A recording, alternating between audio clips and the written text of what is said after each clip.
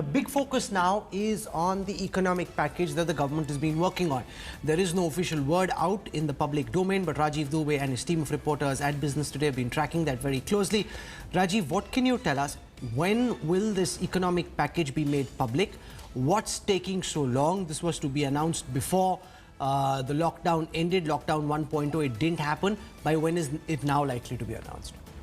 So Rahul, originally the economic package that the government was working on was only focused on the MSMEs. Basically, they thought that MSMEs are the worst affected by this, and so they should be only targeting MSMEs. So the next package was supposed to be of the order of about 1.7, 1.8 that was done first time for focused largely on the MSMEs. But now, in the last week or 10 days, that thinking seems to have changed. It seems now that the government is working on a comprehensive economic package which will cover not just the MSMEs but all kinds of industries. Now here is the problem, that here is the clash of principles that the government is dealing with right now. It has been the government's principle that it will not go for sector specific packages.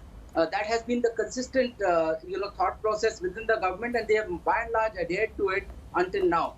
Now it seems that they might have to go for sector-specific packages, because without that, it seems that this lockdown or the stimulus may not work. But how do you decide which sector? When you saw that show that we did with India Inc., every sector is desperate for a bailout, which is the case before any budget in any case. Now more than ever so. How do you decide what do you prioritize and what you don't?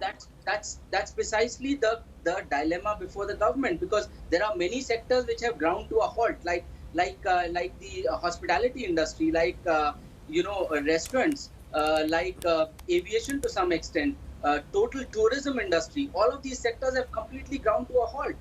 There are certain sectors which might still be functioning, like FMCG, but there the demand has dropped drastically. Would you believe that the milk demand in the country has dropped by 30%? Some of the biggest milk players are struggling to figure out what to do with the milk that is being produced. They are converting that into skim milk powder. So there are all kinds of these challenges. Many of these sectors, if you look at automobile industry, the commercial vehicles demand has dropped by 90%.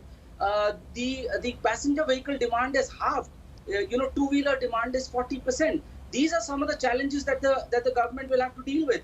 And I think eventually it will have to be of the nature of giving help to some of these affected sectors in the form of very, very concessional loans to tide over, let's say, a 3-month to a 6-month period. But that's also not easy, Rajiv, because if they extend so many concessions, that impacts the government's revenue mobilization even further. A lot of people would say this is when you need to, in fact, extract more money out of the rich, out of these big companies, out of the rich individuals, so that you have money to ramp up spending on public health. So this is just so many different dilemmas all operating at the same time.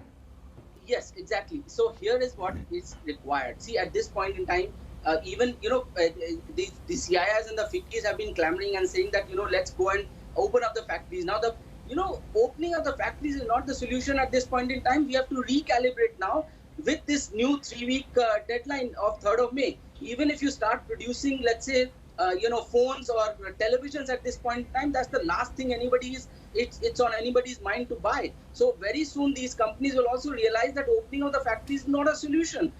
Here is what you need to do. We have to jumpstart the economy on the 4th of May. And for that, everybody has to be prepared, including companies. The economy has to be prepared. Government has to be prepared with enough finances at its hand. The companies will have to be prepared that they've tied up all the financing that is required to jumpstart the manufacturing on 4th of May. There is no point starting factories of the nature of, let's say, durables or phone manufacturing at this point in time. And the other factories which are required to be manufacturing, FMCG, pharmaceuticals, they are already functioning. Of these, until, at least of the 2 weeks out of these 3 weeks, there is no point in opening any factories. Seriously, the companies, you continue producing automobiles, they are not going to be sold in the market because there are no dealerships opening.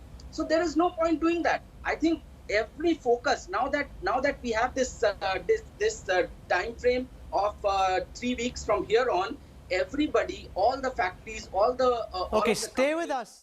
Hello everyone, this is Rahul Kamal here. Hope you enjoyed this video. For the latest news and analysis, like and subscribe the India Today YouTube channel and don't forget to press the bell icon to stay updated.